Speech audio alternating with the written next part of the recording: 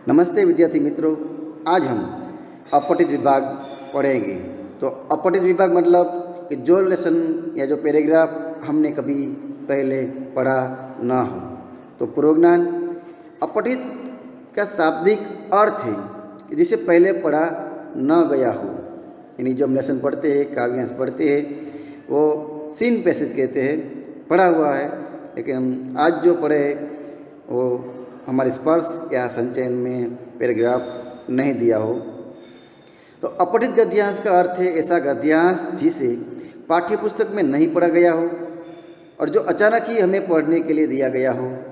बाहर से हम अचानक ही आपको एग्ज़ाम में पूछते हैं वो पैराग्राफ। तो अपठित गद्यांश किसी निबंध, कहानी, लेख, संस्मरण, यात्रा, वृत्तांत, व्यंग्य आदि के अंश होते हैं। यानी कि जैसे कोई निबंध लिखा हो तो निबंध में थोड़ा सा हिस्सा ले सकते हैं हम। कोई भी कहानी हो तो कहानी का भी थोड़ा हिस्सा ले सकते हैं। कोई भी लेख हो, घटना हो, उसका हिस्सा ले सकते हैं। कोई संस्मरण, कोई याद शक्ति का जो लेख हो, या कोई प्रवास का हो, यात्रा, या कोई लेखक व्यंग्य कटाक्ष में जो लिखा हुआ लेख है उसका थोड़ा हिस्सा हम ले सकते हैं। अपठित गद्यांश किसी भी विषय पर आधारित हो सकता है। उसके लिए कोई विषय में कोई बंधारण नहीं है, कोई बाधा भी नहीं है, कोई रिकॉर्ड भी नहीं है। तो अपठित गद्यांश से संबंधित विभिन्न प्रकार के प्रश्नों के उत्तर प्रश्न पत्र में देने के लिए कहा जाता है।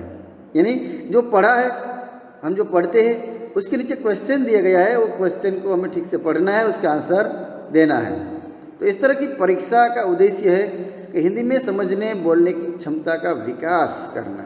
क्योंकि वन वर्ड्स में हम जब पढ़ते हैं उसके बाद आंसर हमें ढूंढना है, तो ढूंढे तो वाक्य बनाते हैं, नए शब्दों को हम खोजते हैं और उसी प्रकार हमारे अंदर क्षमता, शक्ति का बढ़ावा होता है और हमारी भाषा ज्ञान का विकास होता है तथा अपने अनुभव की सहज के अलग अलग हम अपठित पैराग्राफ जितने भी ज़्यादा पढ़ेंगे इतना ही अनुभव हमारा बढ़ता जाएगा और सहज अभिव्यक्ति हमारे अंदर ऐसी शक्ति उत्पन्न हो जाएगी कि हम हमारे सामने कैसा भी पैसेज आए तो उसका आंसर देने के लिए हम कैपेबल हो जाए, क्षमतान हो जाए और अभिव्यक्त करने में हमें कोई दिक्कत न रहे और उसी से हम सक्षम बन जाते हैं। तो अपठित गद्यांश से संबंधित पूछे गए प्रश्नों के उत्तर से ये ज्ञात होता है जो हमने पैराग्राफ पढ़ा है, प्रश्न के उत्तर हमने दिया है, उसे पता चलता है कि आपका भाषा पर कैसा प्रभाव है या कि कैसा अधिकार है, कि आप भाषा के कितने जानकार है, शब्द भंडोल अपना कितना विस्तृत है, कैसे शब्दों का इस्तेमाल कर सकते हो, मुहावरे का इस्तेमाल कैसे कर सकते हो, वो आपका भाषा ज्ञान के बारे में हमें जानकारी मिल सकती है। तो अब मित्रों, अपठित गद्यांश से संबंधित प्रश्नों के उत्तर देने समय हमें निम्नलिखित बातों का ध्यान रखना चाहिए और किस प्रकार आंसर देना है। तो सबसे पहले अपठित गद्यांश को 2-3 बार पढ़ना चाहिए, समझना चाहिए, ध्यान से, मन से पढ़ना है। पढ़ते पढ़ते हमारा मन, ध्यान बुक में होना चाहिए, कहीं बाहर नहीं होना चाहिए तथा उसके मूल भाव, उसका उद्देश्य क्या है वो समझना चाहिए। दूसरा, गद्यांश को पढ़ते समय विशिष्ट स्थलों को रेखांकित करना चाहिए। उसका जो अंश है, उसका क्या भाव है, इसे क्या पता चलता है, कि किसके बारे में बताना चाहते हैं, ऐसे ऐसे जहाँ भी आपको ऐसा लगता है उसी लाइन के नीचे अंडरलाइन कर देना है, रेखांकित करना है। तीसरा, प्रश्नों को ध्यानपूर्वक पढ़ना चाहिए। उसके बाद 2-3 बार हमने पैराग्राफ पढ़ लिया, फिर क्वेश्चन पढ़ो जिससे सही उत्तर का चुनाव हम कर सके, पसंदगी कि पैराग्राफ में इस क्वेश्चन का आंसर कहाँ पर है, उसे हम ढूंढकर व्यवस्थित हम अपने शब्दों में हमें लिखना है, वन वर्ड्स में लिखना है। फोर्थ, पूछे गए प्रश्नों के उत्तर गद्यांश पर ही आधारित होने चाहिए। मेन वस्तु ये बात है ध्यान में रखना है कि विषय वस्तु यानी कंटेंट, जो प्रश्न पूछा गया है वो कंटेंट के आधारित यानी कि पैराग्राफ के आधारित ही होना चाहिए, बाहर का आंसर होना चाहिए नहीं। हाँ, हम वही आंसर अपने शब्दों में लिख सकते हैं, वन वर्ड्स में लिख सकते हैं, पर कंटेंट हमारा पैराग्राफ का ही होना चाहिए। तो आइए मित्रों, अब देखते हैं एक पैराग्राफ का हम एग्जाम्पल लेते हैं। तो थोड़ा पहले पैराग्राफ पढ़ लेते हैं, उसके बाद उसका आंसर देखते हैं। हम जब भगवान की बात करते हैं तो प्रत्येक व्यक्ति तुरंत ऊपर की ओर देखता है, यानी कि हमें धारणा है कि भगवान ऊपर है। ऊपर वहाँ क्या है, प्रश्न होता है। तो प्रत्येक वस्तु हमारे अंदर है, न ऊपर है न नीचे है। अंदर की तरफ देखना या अपने अंदर रहना ही ध्यान है। जब तुम अपने किसी नज़दीकी व्यक्ति, मित्र या किसी अन्य की तरफ देखते हो तो तुम्हारे अंदर कुछ कुछ होता है। तुम्हें ऐसा अनुभव होता है कि मानो कोई नई ऊर्जा तुम्हारे अंदर से प्रवाहित हो रही है। शक्ति, ताकत। उन महान क्षणों को पकड़ो, और वही महान क्षण है जो समय शून्य क्षण होते हैं। ठीक है, तुमने उसी व्यक्ति की उपस्थिति के कारण उन समय शून्य क्षणों को अनुभव किया होगा। तो क्या हुआ? पर उस व्यक्ति विशेष में रुचि रखने के बजाय बस तुम केवल अपने अंदर हो रहे ऊर्जा स्रोत के प्रवाह, शक्ति के साथ ही रहो। तो ईश्वर ने तुमको दुनिया में सभी छोटे बड़े सुखों को प्रदान किया है, लेकिन उसने चरम आनंद को अपने पास ही रखा है। इसलिए चरम आनंद को प्राप्त करने के लिए तुम्हें उस ईश्वर और केवल ईश्वर के पास ही जाना होगा। तो उसके प्रश्न, भगवान की बात सुनकर व्यक्ति ऊपर क्यों देखता है? ये सभी प्रश्न देखते हैं। प्रत्येक वस्तु हमारे अंदर है, में निहित भाव को स्पष्ट कीजिए। आशय। थर्ड वन, अपनों को देखकर नई ऊर्जा का आभास क्यों होता है? मतलब साहस होता है, शक्ति हमें उत्पन्न होती है कि सहारा मिल जाएगा। चौथा, चरम आनंद से क्या अभिप्राय है? और पांचवा, कि चरम आनंद को कैसे प्राप्त किया जा सकता है?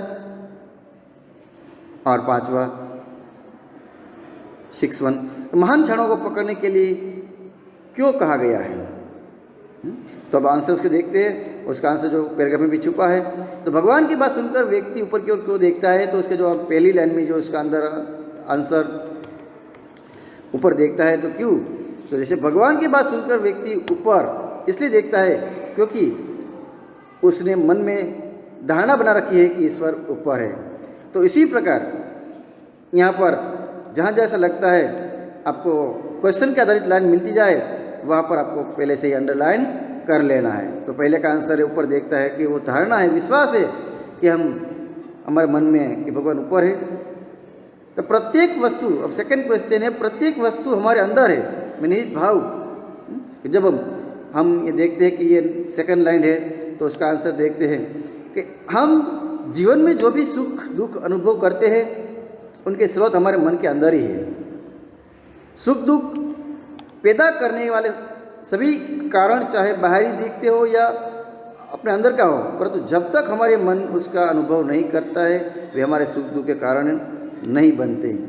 यानी कि जब तक हमारे मन ये फील नहीं करता है, महसूस नहीं करता है कि आज हम दुखी है या सुखी है, तब तक वो कारण बन सकता नहीं। तीसरा, कि सपनों को देखकर नई ऊर्जा, अपनों को देखकर नई ऊर्जा का आभास क्यों होता है?